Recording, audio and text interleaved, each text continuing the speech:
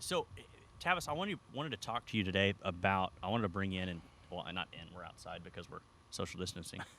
um, you're a secret weapon of mine that only a few of my clients know about, and because you flip properties, you buy properties cash, and sometimes there's situations where sellers are between a rock and a hard place, and retail market doesn't make sense. Hanging on to the house doesn't make sense, and so they need another option. Right. And or they're trying to buy. They have a new house, and it's more of like so the new thing that, not to cut you off, but trade in, right? So like the trade in concept of absolutely. And I did a little podcast on this about a year ago when iBuyer really started ramping up, and like KW did their iBuyer scenario. It's think about it like trading in your car, right? Oh, yeah. When you go to trade in your car, you could probably sell your car on the open market and make a couple $1,000s more, right? Your price points are different because now we're talking typically on average $30,000 for a car these days, right? Yep. But you can go trade in your car, and the dealership's going to offer you about $3,000 or $4,000 under value, right? It's typically how it works. But they make it convenient for you because you can walk in with your car. They sell you on another brand new car. It smells good, has the leather smell, the whole 9 yards. And then they do the turnkey financing for you, and you're walking out and you're putting your stuff and transferring your stuff from your old car to your new car, and you're driving away with a new car. Yeah. Right? And they're rolling in tax, title, and license in your financing, the whole 9 yards. But you left money on the table, several $1,000s if you really think about it. Yeah. But people are used to that in the car business, right? Because people do it, and they do it all the time. So if you relate the two and say, when you sell to an investor in real estate, or you sell to an investor like myself with convenience, and you're leaving money on the table, it's the same thing. It's a convenience play, right? It's the same thing as doing that in the car industry. Yeah. But people do it all the time in the car industry, don't think twice about it, because trying to sell your car yourself is a pain in the butt. Well, same thing with using an agent sometimes. There's leaps and bounds. You talked about this earlier about just even if you facilitate them, you guys do a really good job of setting up a client and getting them ready, staging it, bringing in people, getting professional photographers, the whole 9 yards. There's money involved and time and effort involved in the marketing just to get it ready to go on the market, right? Yeah. Oh, yeah. So it's the same thing as like if you try to sell your car yourself, or you hire a car broker to sell it and advertise the car out there. There's costs associated with it, but you can drive into a dealership and leave it there. Now, depending on how good you are at negotiating and dealing with the finance department, you might be there several hours. Yeah. But it's going to happen that day. Their goal is to get you in a new car or drive away. Yeah, right? before you leave. Yeah. So that was a cool thing. Is like when that started with Keller offers and different things like that, and these different iBuyer programs. It just kind of opened the audience to the consumer. Obviously, I've been doing this since 2009 actively, and the same concept. To me, it was nothing different. Yeah. But all of a sudden, now we got all of this praise and this, advertisement out there with these, convenience factors. And so that everybody started looking at it or frowning upon it. There's a lot of agents, obviously, that right off the bat were frowning on but it all could of be these a very different good scenarios, right? Retail market, or I'm not the right fit for people. I have a client that he's had like 10 houses. He's never used an agent to sell his house. So if he ends up selling his house on his own, I won't be surprised. I won't be offended either. Right. And he's done it a lot, so he probably knows that he's done it. And right. I mean, I would like him to hire me to sell his house, but some people know what they're doing. They're willing to put in the time and the effort to do it, but I'm not a good option for everyone, and selling on the retail market isn't a good option for everyone either. Right. And so I think people need to know, specifically homeowners and sellers, need to know there's a bunch of options out there, and there's not one way to do something. And so that's where kind of you come in, where it's like that's kind of what happened here, right? They were buying a house, and then they had a big box company that was an iBuyer that offered them on this house, and then COVID hit, and basically the deal fell apart because the hedge fund that was backing the funding said, we're not buying any more property. Yeah. And so they pulled out of the deal. When they pulled out of the deal, these buyers had already lined up a new build with a builder that was an inventory spec home to buy. And so the agent that brought me the deal was representing them on the buy side. Didn't really care about this side too much because they were working with this other big box company. But it was all about, we need a solution fast. And so they came to me, and I walked it, and I gave them a number, and we were pretty far apart from what their expectations were with the big box company. And mind you, you said this earlier, they set an expectation. Yeah. So Prior, they gave a number, right? I mean, because it's so wasn't a real easy to number, go though. online and get a number back, but they hadn't done inspections yet. They hadn't Mm-hmm. walked the property, and versus me, that's local, showed up here, walked it, and drove away within 10 minutes. I crunched my numbers and gave them a number, and explained how I got to that number. Again, it wasn't anything to offend them, but it was just, hey, here's my number. This is why my number is what it is. yeah, that makes sense for you. And it didn't fit at first, right? So it took them a couple days, and I let the agent know what was going on. The agent in this scenario was like, look, I don't want any commission. Give it to them. I'd rather them get this deal done. But a lot of times I do pay a commission, no problem. Yeah. Right? So what they did is basically the commission dollars just added more to the bottom line of the seller. Yeah. And the agent gave that up. But Yeah, and so I wanted to, one of the things these big, and I'm not going to really say any names in particular, but they do a lot of advertising, a lot of we'll buy your house for cash in so many days at your time and all this stuff. Yeah. And they'll come in with a number, and that number is not their final number. And so Correct. we've seen this over and over and over again with our clients, our friends, our family, where they get these bids and they're coming in at really close to retail value. right. And you're like, how are they doing it? Well, they haven't done inspections yet, and inspections can take 2 weeks sometimes. It can Yeah. take. Yeah, You and could be a it's week crazy. prior to Yeah. closing, and they come in. They're like, "Okay, we're setting up inspections." We come in. Hey, here's a $40,000 price decrease that we need to take care of inspections. And now you're a week out from closing. You have your life lined up after that as a seller. Right. And now you're going, well, do I just deal with this, or do I try to go back on the market and handle it that way? And your approach is much different. Your approach, the number that you have at the beginning, assumes all those costs, assumes all that stuff. And you take a risk too. And part of yours is you have to make profit. You have to do the work to get it Right. up for retail market. But also there's risks. There's stuff that you'll run into at probably most of your builds that you don't know about Right. until you're Right. there and you're like, Right. well, here's a few $1,000s. I had a client that they came into a property and it had a retaining wall on the backside. I didn't help him buy it, but I was hired to sell it. And he's like, hey, here's all our receipts and everything, blah, blah. He had to put a $20,000 Yeah. retaining wall or something. Yeah. It was a massive number. And he's like, we didn't know. Yeah. And so they had we got out of it where it made sense to them, and it, fortunately it worked out. And they had a couple properties working at the time. But I mean, that's your risk as an investor. That's your risk is selling. Yeah. And so, Well, and you've got to know and understand what your due diligence is as an investor. But yes, there's a lot of hidden expenses and things, and I have to play with a marginal number that I know. I mean, and I can count on this hand how many times I've really been under budget over all my years, and I've flipped over 200 homes, in the last Yeah. 10 years. I mean, so it's it's odd. Now, part of that, there's multifacets to the reason of keep that. talking. I'm going to check the camera. Yeah. And a lot of that kind of comes from just doing things right, because, you as an agent, me as an agent out there from the consumer side on the back end after the property's finished, I want to leave my mark on something that, is done right, Well, and you don't wanna and I don't deal want to with cut the- corners. I mean, you've been out there and showed property, and I've showed property that are flips that are just absolutely terrible. They're just Yeah. lipstick on a pig.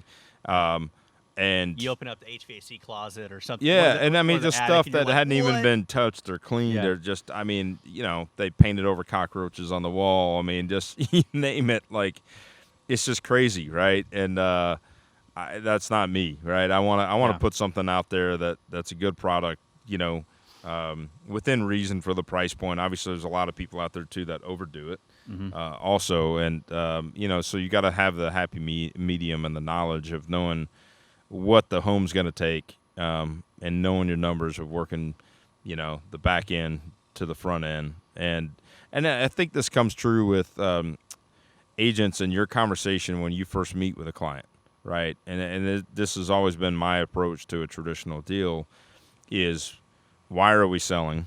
Why do you want to sell? Where are you going? What's the plan here? And let's talk mortgage payoff right now. Let's talk about what your net numbers is. Realistically, what would you like in your pocket? Because people automatically get caught up in sales price from the very beginning because of what their neighbor sold for or what the market says it should.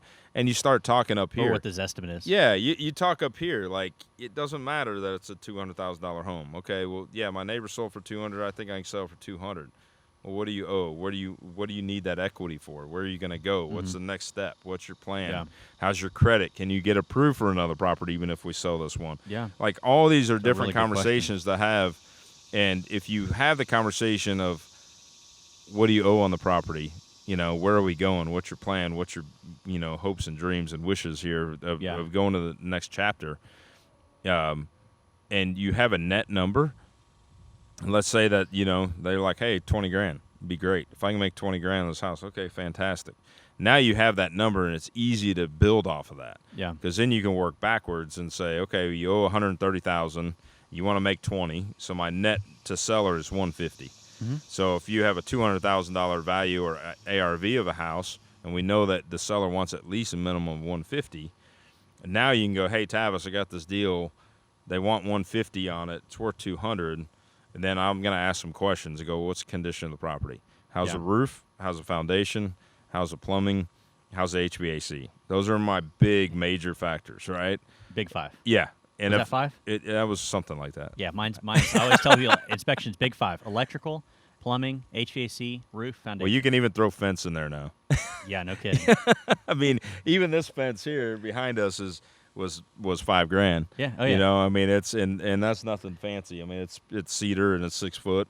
Yeah. But I mean, it's got dog ear tops and it's got metal poles. But yeah, those little pieces of wood add up pretty quick. Oh yeah, yeah. Just in the Fences cost now, of stuff. especially like when you're Yeah. walking a Plano property and you had an 8 foot, board on board, but it's fallen down, or you got a neighbor with that, and you're in a $500,000 neighborhood. You're like, there's 10 to 15 grand, Oh yeah. And they're like, what? Yeah, and the fence, which is like fences are one of those things people just look at and go, oh, it's a beautiful fence. Now, if it's fallen down, then it's a problem, right? Yeah. It's Oh, like yeah. it's like having a sprinkler system or not having a sprinkler system. It's Yeah. like, I'd rather rip it out. Like if the sprinkler system's busted and not working, it's like, no, we don't have one. I mean, There was, it's gone. I- I'm not trying to fix it because it's going to cost me $4,000, and nobody's going to care that I have it. It's not getting me any more out of the value. Yeah, I had a property we looked at the other day, and it was I say the other day, it was like months ago, but it was like an acre lot, and they wanted to do board-on-board fence, and Yeah. I got my wheel out. Oh, wow. I have 3 different ways to measure stuff, and one's a wheel. I got my wheel out. I'm like, you have about 150 feet. Times 40. I was like, go research what that's going to cost you. And and they knew they're in that kind of business, so they knew off the top of their head what ballpark what it would cost. He's Yeah. like, it's a lot of fence. I was like, yeah, oh yeah, Yeah. that adds up real quick. Yes. They didn't Yeah. buy that house. Yeah, it's crazy, man. It just it's those things. But unless you do it or you've done it before, because most people I talk to, for years, I was teaching classes, through Trek and other agents, right? And, Yeah. and anybody that's ever been in the room that raised their hand to say they flipped the house, it was funny because we'd have a percentage of people raise their hand and say, yeah, they flipped it. And then we say, keep your hand up if you made a profit. Uh-huh. And so a lot of hands would fall. Yeah, oh yeah. And the other part to that is just really understanding like what things cost, like plumbing, for instance, like cast iron pipe, changeover. It's terrible, but a lot of people, their mind goes to a yard line. Oh, you got to change the yard line out. Okay, well that's $1,500, but no, we got to change out everything inside. So are the bathrooms split? Or are they stacked? Is it going to be one trunk line? Is it going to be 2 slab? trunk Is it lines? pier and beam? Can we get a bobcat or a little digger around the house and trench all the way around to reroute, or we're going to saw cut and go through the house? Like those are all the different things that start dogpiling. It's one of the things I tell clients with repairs, because like repairs there's always a plumbing thing on repairs almost all the time. Yep. And sometimes it's like a drippy faucet. Yeah. I was like, that drippy faucet could be Cartridge. it could be Yeah. just tighten a little screw, or Yeah. it could be they got to replace the whole unit, and then when they replace the whole unit, they got to replace valves, they got to replace Yep. pipe, and so And that then can tile turn on everything yeah, I mean else that that can comes go along with it. from Yeah. a drippy faucet can go from like a screwdriver to handyman, or can be $1,000. Yep. And so you want that fixed before you move in. You really don't, unless you know what you're doing. You don't want to mess with that. And so Right. it's just cost. It's like clients. We talk a lot about pools. We talk a lot about just stuff like that. That I was like, have you quoted a pool recently? Because if you quoted a pool in the 90s, it's like 20, 30 grand. Yes. If you quoted a basic Yeah. entry level pool 60. now, it's 50 grand. Yeah. Most people are spending 50, 60, 70 just on the pool, not decking, not Yeah. patio, not outdoor kitchen, which Yeah. outdoor kitchens are a big deal right Oh, now. yeah. And especially with COVID. But it's just, I was like, you need to know what the numbers are before you go into a house and go, oh, we'll just put a pool in. Yeah. Some people Yeah. can, oh, we'll just put a pool in. And a lot of Yeah. people, Well, a lot of people look at it and they don't see especially if they have equity in the home, right? Because then they look at, I'll just take out a second mortgage, or I'll do a pool loan or lien against the house and against the equity of doing the pool. And so a lot of people do it that way. But again, I mean, you're never going to get your money back out of it for what it costs, right? Like, I mean, if you're going to do it, plan to be in the home 10 years at least, right? To offset the equity increase. Yeah. No, it's a huge lifestyle piece, but you know, I mean, so, you know, going back to that, and you'd mentioned earlier about being the secret weapon, and I think it's just a matter of you being able to talk to a client like that for sale by owner, you know, and having options for him, right? Mm-hmm. And the cool thing about me is we can work together to say, okay, let's work with this for sale by owner. You brought me the deal. I'll make sure you get paid. You know, don't worry about him or even trying to get him to pay your commission. If I can do the deal and we can get the net numbers right, then we can make it a win-win all the way around. I'll pay all closing costs. I'll make it clean. I'll write my contracts where I'm paying all closing costs. The seller pays taxes and outstanding liens, right? Yep. And then we just make it that clean. So it's really not that complicated. But when you look at the big factor is kind of looking at the comparison of a standard home out there that you're going to sell. Your cost of sale is 8%. Now, it'll fluctuate based on prorations of taxes, right? Mm-hmm. But if you use that number and you multiply the sales price times 92%, there's your net to seller, you know? and then work backwards from payoff. Yeah. You know, so it's pretty simple. Yeah, it's Chicago Title has an app that I use for everyone because when you're talking numbers, I want to make sure, like, do my numbers line up with your numbers? Yeah. And what I mean by that is, I want to, you know, we want to buy a blank, you know, $200,000 house. Well, let's talk about, like, what payment did you think that was going to be? Right. Because if we're using some of these calculators, they're just calculating principal and interest. Right. And so the numbers have to all make sense. And same thing with seller. Like, let's talk about the numbers. Let's make sure that, you know, because sometimes there's some re-education that needs to be done on how, you know, what costs are associated with selling. Well, and that's the benefit of working net backwards. Yeah. Oh, yeah. Because if you work net backwards, then you can just stack your fees on top. So it's like, you know, okay, you want to make 20 grand. Okay, going back to that scenario with that 150 number. Yeah. You know, so now we're going to say 150, and then from 150, you know, we're going to add 8% on top, right, or 108%. Mm-hmm. So now we're looking at, okay, 108% of 150.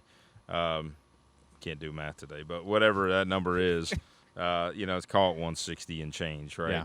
So if it's 160 and change, you know, from a marketing aspect, that's if you're charging full commissions, you know, on your side and selling at retail, then you need to sell it for in the 160 range in order to do that, right?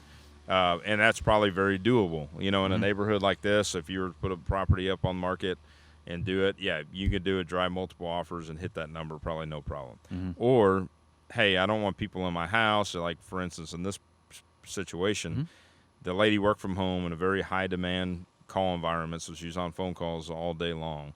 Her kids were working homeschool in the bedrooms. Yeah. I think husband was a cop or something like that. But anyways, you know, they leaving for showings and all that was not an option for them at all. Yeah. So working through the convenience of being able to buy it and deal with a messy house and all that stuff for me in that same scenario, working the numbers backwards from the retail side of saying, okay, you got to sell it in the 160 range, right? Hypothetically. But if you got to sell in that 160 something range, to them, looking at netting 150 was more important than really thinking about selling it out on the open market for 160. Oh, yeah. So then I have to look at it and go, okay, what's it going to cost me if I'm paying 150 and I've got you as a commission in the deal at $4,500? Then I've got to look at it, okay, 150, 154.5. Yeah. You know, is what my number is. Plus I'm going to pay, you know, title, and I'm going to pay some closing costs on there. But,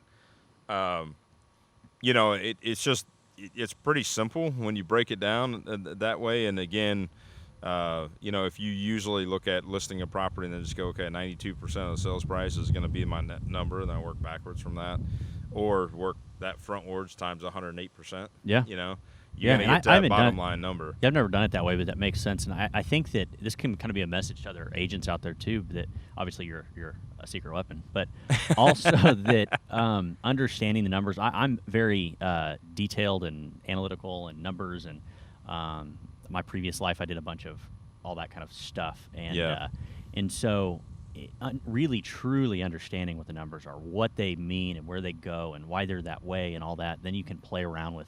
Then you know the options. You know, if you, like a chessboard, every piece pretty much moves differently. If you didn't know that, then you don't have the same tools as the other guy. Right. And so, I think it's similar. If you, the more information you know, the more details you know about the numbers and getting it to a breakdown to where it's you can simply break it down to somebody. Because when you see these, net to seller sheets from Chicago Title, and I close with them, so shout out. But when you see the breakdown, it's confusing, man. There's a lot of fees. There's a lot of numbers. There's a lot of stuff. Even though they do a really good job, it's just when you're having that high-level conversation with a seller or an agent, and you rattle off some percentage numbers like I just said, it's just a lot easier to kind of come to the nuts and bolts, and then you can work out, plus or minus a couple $100. But just having those general conversations go so far of knowing your numbers and knowing them well. And then just doing the little cheating things. Like when I sell, or I look at an ARV, it's 95%. 95% of that minus my repairs, minus my profit. Because you know it's going to cost to sell the house. Yeah, and I'm right on the money. I fluctuate between 4.2 and 5%. Depending on time of year, my proration of taxes, what my credit was when I bought it, what it's going to be. Tax values have gone up everywhere. So that's a big piece. And then, my title policies, obviously, so, but that's usually, if I run that 95%, I'm usually pretty much on the money. I mean, it's pretty close. Yeah. Cool.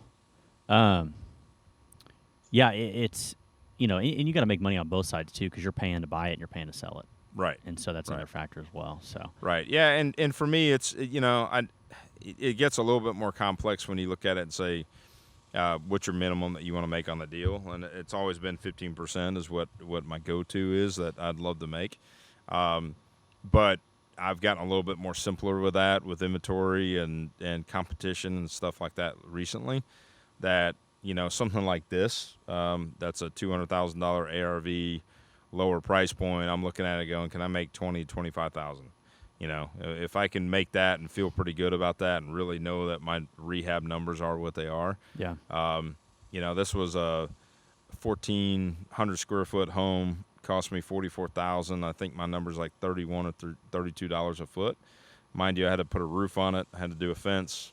So I kind of look at my base numbers, usually start at either 20 or 25, depending on, price point. Yeah. And then you can tack on almost $5 a foot for every major item. So if you look at it and this say I started at 20, I had a roof, that's 25. I had a fence, that's another 5, right? So now I'm at 30, and I had retainer walls here too. So with that piece, I ended up being about 31, 32 and change per foot when we break it down, and it's just the numbers don't lie. I mean, and a lot of people track don't. Every so number. you're 32, you said? Yeah, about 31, 32. I need to look at it exactly. And that was just the cost of the work.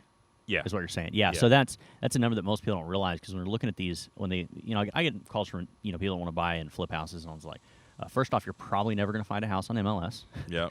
Secondly, there's a lot per foot that you're going to have to pay, and so if you're nowhere near that number, you got nothing. And this one wasn't even a ton of work. Compared to some of the stuff you've done before, and so 32 a foot is probably going to be a shocking number for a lot of people, including agents that go, oh, let me calculate that. 2,000 square foot house and see what that turns out. There's 65 grand.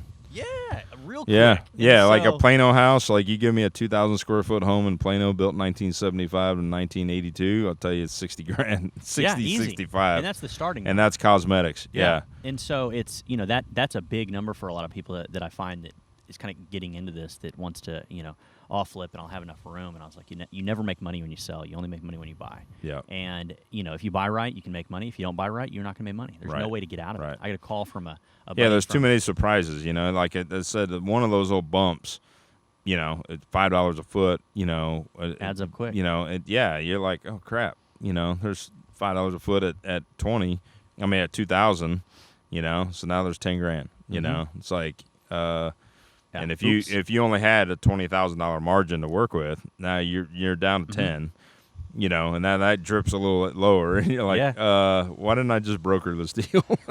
Yeah, and the other side is that holding cost. If something comes up or you're behind on things or whatever, then you have the holding cost to have the property sit as well. And if you miss the market you wanted to be in, the market's going down, then you're going to miss that too. And so and then if you're not leveraged properly, and I say not leveraged properly. That I don't have an issue with hard money. I think there's some great hard money guys out there. The factor is everyone gets sticker shocked real quick, right, when they see 10, 12% interest on there.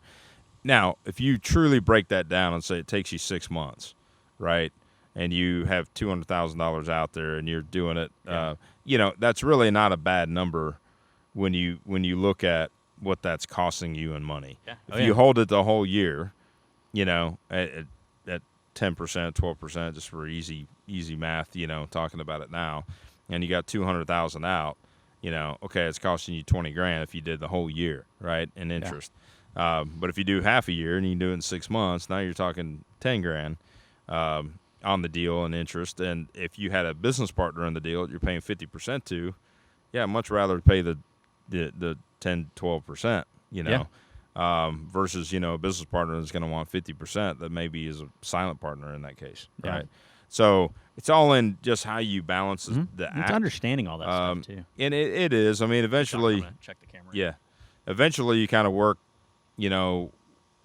as I did, where you work with scenarios and kind of build up and start getting your relationships built with banks where I'm paying, prime. So I'm, my numbers fluctuate. Right now, I think the last interest was somewhere around like 4.7 or something, on a line. But that's, having history behind me, because now I've got a history and I give them my resume of all my properties. It's tracked down to every single dollar I've spent, the margins I make, the days on market average, the days on projects that I show to the bank. I lay it out. More information. And I do financial statements with the banks every year and the whole thing. So it's graduated into a successful investor business that I can present and go to the bank and have a leverage, because they're taking a risk on me. And they're going, oh, this is a good risk for us. Yeah. Give me 1 second. Don't mind that. The camera just records for 30 minutes. But camera number one broke. But Jordan, I appreciate being on your show today, and I always watch what you've done, and you've done a great job with this podcast stuff, and so thanks for having me. Going back to the opportunities, it's funny, you and I have never done a deal together. Yeah. Professionally anyways, but we've built a great relationship, and I think it works both ways. I ask you questions, you ask me questions. And if I can just be a resource out there for people to pick up the phone and call me or reach out, a lot of times I can do pretty quick numbers once I pull up a property and run the numbers in a scenario, and I go, hey, this is the range I'll be in, and if this works, then okay, let's go make a trip to go out there. Yep. It's really not, that complicated to do it that way. Obviously, there's going to be some things. I always say I need to go out and sharpen my pencil, right? I mean, I'm looking at it. I think it's a Plano house, for instance. Like I said, it's going to cost me $60,000.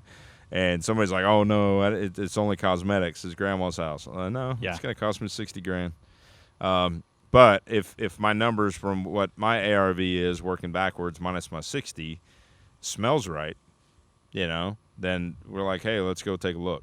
And then I can, if we need to fluctuate a little bit, or the house is a little bit better shape, or it's got a brand new roof and it's got a new AC and it's got a good fence and the pool's been recently plastered. And, it needs only cosmetics. Okay, I can go up a little bit. Maybe I can get that number closer to 50 in rehab now, or 45-ish if all these other things are done. We met pretty early on. We've ridden motorcycles together, and we were the same brokers for a while. And I've learned a lot from you. I've learned a lot from your classes too. You still do those classes or no? No, that was the thing that we did with my old business partner, and he kind of took that over on his deal when he switched brokers and kind of went that direction.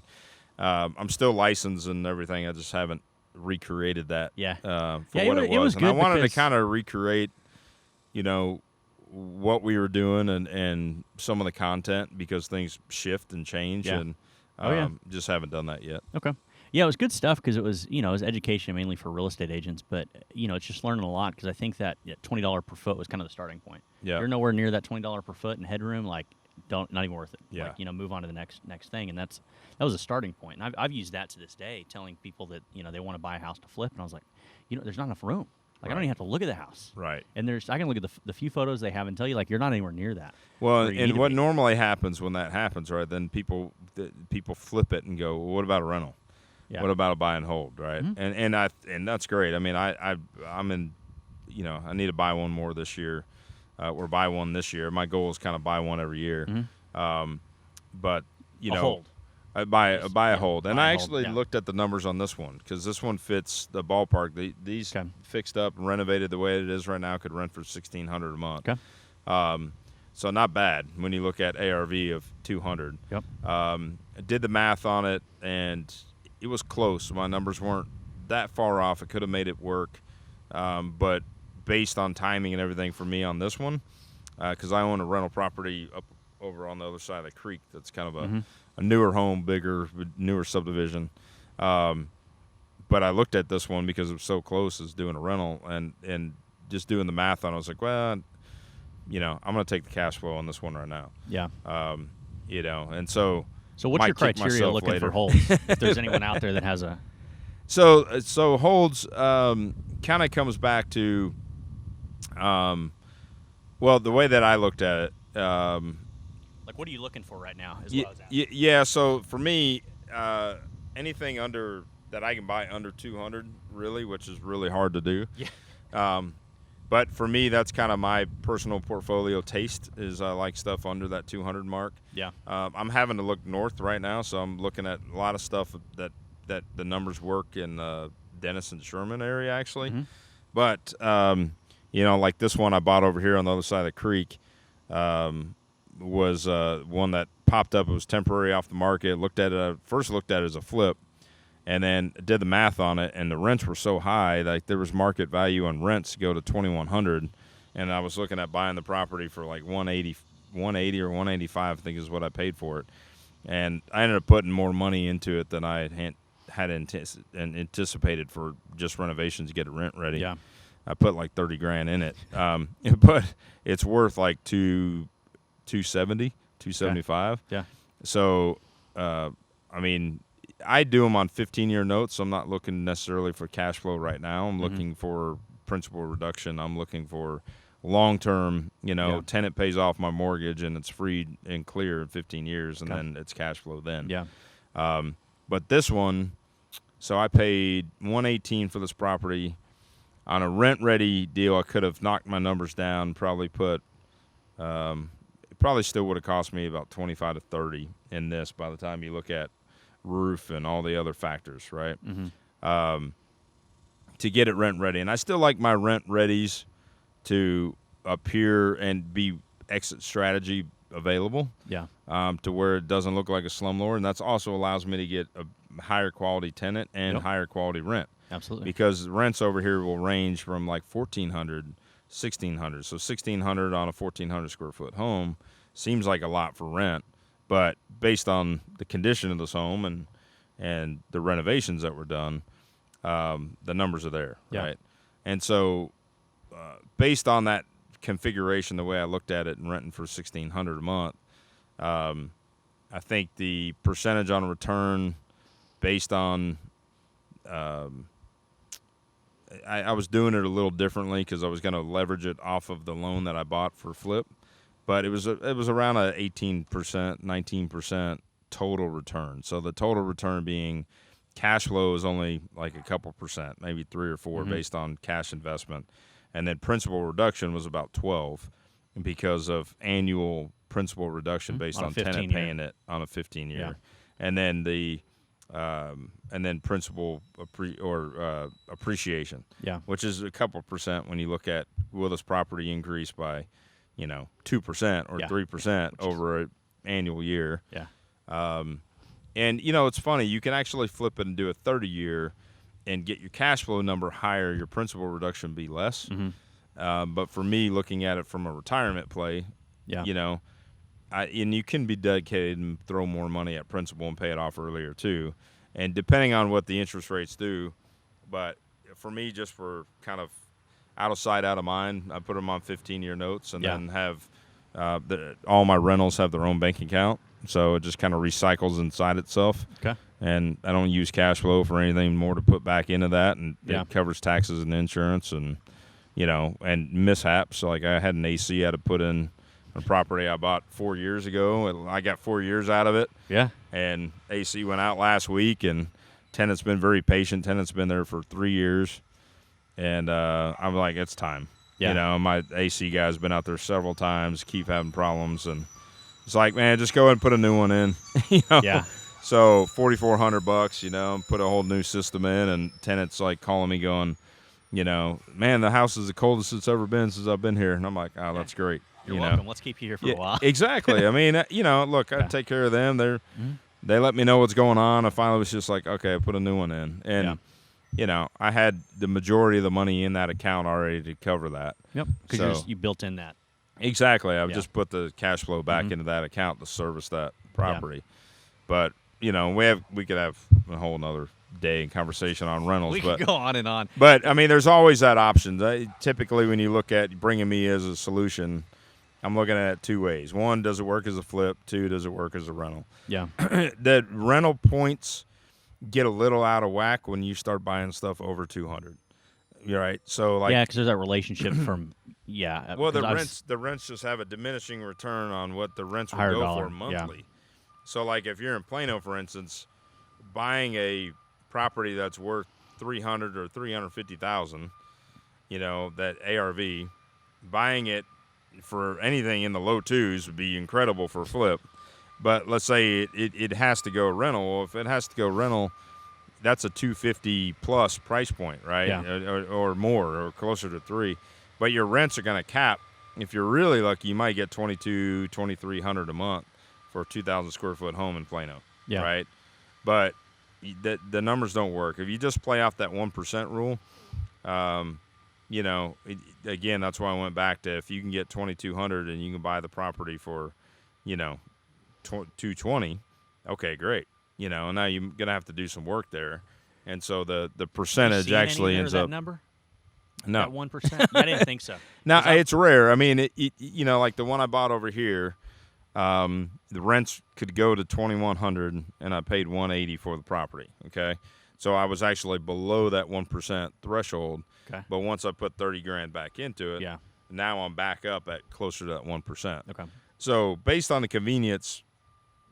Sometimes it could work. Now, I bought that property to be a flip, so sometimes you can make the rent numbers like this one. You can make the rent numbers work at a flip because I had looked at like here saying, okay, 118 I'm in this house for, plus 30,000, right? So now I'm at 148, or let's just even say 40. And if I put a full 40 into it, now I'm at 158, right? And a rent from 16, now I'm at that 1% threshold. Yeah, and so it worked well as a rental.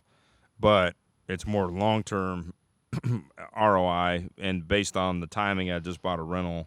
When I bought this one, I'm like, no, I'll take the cash. Yeah. Like I said, I might kick myself later because, we've learned over the years, like Plano homes back in the day, 10 years ago, I was buying an ARV was 200, and we were flipping them. Mm-hmm. And obviously we would love to have a bunch of inventory sitting in Plano that I paid 200 for that's worth 350 to $375 that's renting for, $2,200 a month. That'd be nice. Not many of those. But, you live and you learn and you go through it and you make new goals and you navigate through. Yeah. So there's opportunities all the time. I mean, really, it's just having those conversations. There's deals. You can still make MLS deals work for rentals. Most of the stuff that I'm looking at now, under like a 175 price point that's popping up in Denison and Sherman and stuff like that are nice properties that don't need a lot of work. You just got to go further out, and then you look at the rents, and those are about $1,500, $1,600. So for something like that, it's just a matter of looking at the math and Yeah. seeing what makes sense. But again, they do exist on MLS. It's Yeah, just I can different find- strategies. A yeah, lot I of can people, find rentals. It's just with the flips. If you're flipping and you want to get out of it, yeah, I flips just- you're not going to find on MLS. yeah, They're not going that to work. anyone that successfully flips houses that I've talked to, I can't remember the last time any of them have told me they bought a house on MLS. Right. And Well, and if they bought it. if it goes MLS, what happens is the big wholesale outfits that are out there that are also brokers, and we won't mention yeah. names, but a couple of them out here, Yeah. they're going to snatch them up, and then they're going to try to inflate the numbers and go after another investor because they got it under contract. And I find that you'll have, I'm not talking about my people, but you'll have uneducated investors that they have some cash in the bank. They're like, I've been watching HGTV. I want to go flip a house, Right. and they go overpay for a house, Yeah. and then they end up calling you later and going, oops. Oh yeah, But they overpay, they over renovate. Mhm. Yeah, or they just. There's a lot of things we can get into there, but it's anyways. When it's on the traditional market, it's real tough to grab those. So because there's always somebody that'll overpay for them, and then you're like sitting there like, how are they doing that? Well, they're either one of the institutional investors that are doing a 5-10 year play, or they're just straight up overpaying for it, and you'll see that home on the market in the next 6 months, and it's either not completely done, or it's way overpriced and sitting on the market, and it happens every time. Yeah. No, it's like clockwork, right? Yeah. You Oh, can yeah. see it. You can see it coming. So, well, thanks again, Jordan, for having me. Yeah, absolutely. Appreciate I it. appreciate you coming here in the 95-degry temperature, but we're Yeah, I mean, outside is we've safer, been supposedly. chasing So the backwards sunset here. I don't think we have Getting much underneath this short oak tree, so I think it's okay. But So yeah, hey, my name is Jordan Bellinger with Coldwell Banker, with Bacon Bellinger Real Estate Group at Coldwell Banker Apex. This is Tavis Westbrook. He is a broker. He's a broker associate, right? Yep.